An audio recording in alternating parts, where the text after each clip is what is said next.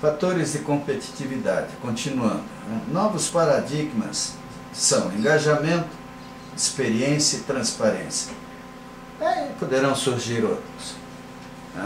Esse engajamento, evidentemente, é andar em cima do fio da navalha, porque o executivo da empresa, aquele que representa a empresa, é visto como subversivo ou maluco se tiver, vamos dizer assim, a inteligência até de se envolver em questões que aparentemente contrariam os interesses da empresa para a qual ele trabalha. N mais capa pi vezes a gente já viu pessoas dizendo para nós: olha, eu agora trabalho em tal empresa, estou fora disso, agora a minha posição é outra.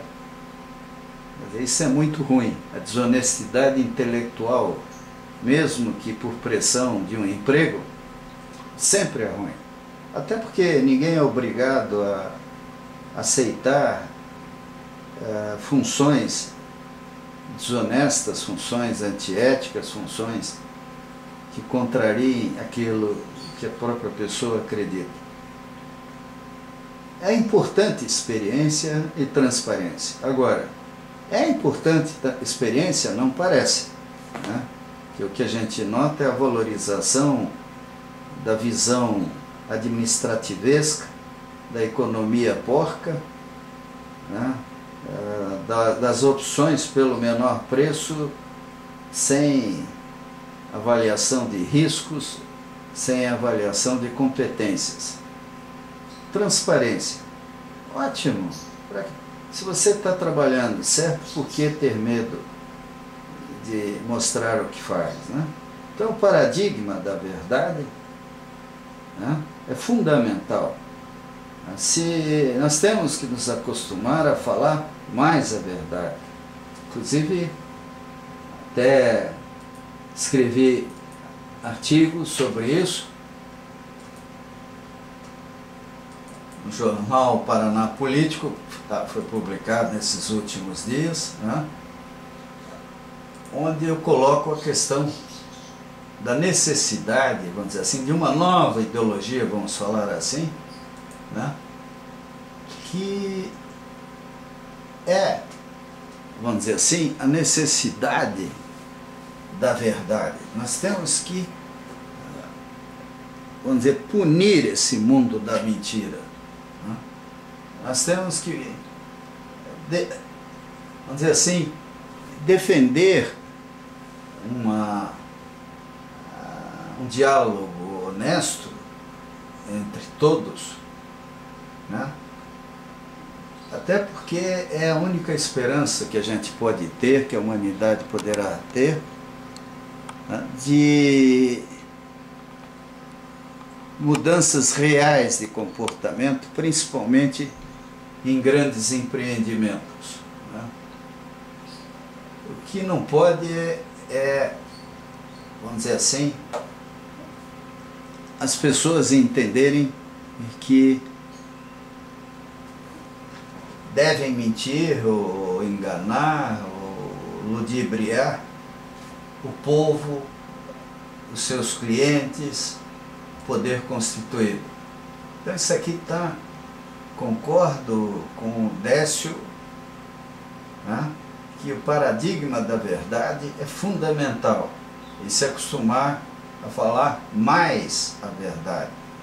Tá certo? Que alguém pode dizer, afinal, o que é a verdade, Heidegger aqui, Martin Heidegger em Introdução à Filosofia, nesse livro ele escreve, não li até o fim, mas pretendo chegar até o final do livro, sobre o que é a verdade. A verdade se desvela, a verdade é algo que a gente procura, e não é tão simples. Mas aquilo que nós entendemos como verdade deve ser base do nosso padrão de comunicação E com humildade, né, nós temos que ouvir mais, falar menos e, se falar, falar a verdade. Né? Quer dizer, não sair por aí querendo... Quer dizer, a gente pode enganar muita gente por pouco tempo, mas à medida que o tempo passa, nós vamos sendo desmistificados, e não existe nada pior, vamos dizer assim, para uma empresa, para um grupo dirigente, perante a mídia, as lideranças civis, do que a imagem de que esse time é mentiroso. Nós precisamos trocar informações úteis, esclarecedoras e relevantes sobre produtos e serviços. Não? Lógico, relevantes. Não é ficar falando abobrinha, não é ficar fazendo bancos de dados inúteis. Aliás, isso é uma arte. Né? Eu me lembro quando Foz do Areia foi implantado o seu sistema de controle de informações lá com computadores, todo o pessoal, aprendiz de feiticeiro, resolveu entupir os painéis de alarmes. Quer dizer, aquilo só servia para deixar o operador maluco. Então nós temos que saber exatamente o que olhar e como olhar. Né? Isso vale para o ONS, por exemplo, vale para o pessoal que opera, que faz manutenção, que projeta, que investe. Né? Quer dizer, centrar naquilo que é importante e ter muito cuidado para não enganar não se deixar enganar e não mentirem para si próprios. Nós temos que criar oportunidades para gradativamente desmistificar a aversão pela fonte, pela termoeletricidade, que é o objetivo aqui da palestra do Décio, e ele está certo, já que o consumidor não abre mão dos benefícios, mas não deseja o ônus da vizinhança com as UTS. Bem, aí ele tocou num ponto delicado. Quer dizer, a vizinhança com as usinas termoelétricas. Que usina? Qual o nível de barulho? Como é que é o risco de explosão? Como é que o combustível chega nessa usina? Quer dizer, tudo isso. E espaço não falta na periferia, em volta dos grandes centros consumidores de energia, vamos dizer assim, para a instalação de usinas termoelétricas e a criação até de parques em volta delas, de modo que a gente não tenha as contestações habituais de convivência com grandes instalações, como a gente vê com aeroporto, com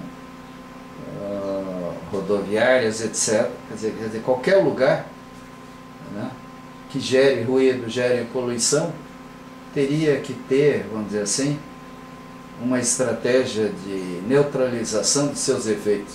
O pessoal fala mais da área de energia elétrica porque virou uma barbada falar mal das empresas de energia. Mas se o pessoal começar a prestar atenção, talvez elas sejam as que menos incomodam o povo. Por exemplo, enquanto a turma reclama de uma termoelétrica a gás no chão, acha bonito ver um avião passando por cima da cabeça com 2 ou 4 turbinas, muitas vezes somadas, bem maiores do que aquela que ele está reclamando aqui embaixo.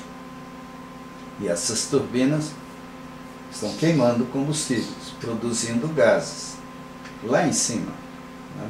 Não aqui embaixo. Bem, a confiança do consumidor, partes interessadas, impactadas, etc., é baseada principalmente em pessoas e não mais em marcas. Por quê? Porque as marcas se desmoralizaram, né? Dentro dessa onda neoliberal, bolsa de valores, a fobia por ganhar o máximo, é rara a empresa que não se desmoralizou né? Até porque elas deixaram de ter donos. Antigamente a gente sabia, olha, seu fulano é o dono dessa empresa, ciclano daquela, o outro da outra. Esse indivíduo andava pela cidade e convivia com o povo, né? Agora não, a propriedade é difusa e nessa condição as marcas já dizem muito pouco. A sorte se encontra na prudência e o azar na precipitação. Quer dizer, o pessoal fala muito em sorte, né? Mas sorte está, acima de tudo, numa prudência com ousadia. Uma mistura de prudência com ousadia, né? Que o cara que for prudente, simplesmente, não vai inovar, não vai avançar, não vai usar novas tecnologias, né? Mas o planejamento tem que ser bem feito, né? A construção tem que ser bem feita. A fiscalização vem lá na fábrica, em cima da prancheta do projetista. Quer dizer, o investidor, a empresa, tem que aprender a não ser ingênua, né? E ter cautela em todas as etapas de seus projetos, principalmente se forem grandes, né? E precipitação é o caminho mais curto para besteiras. Sugestões básicas, sugestões de diretrizes básicas de comunicação.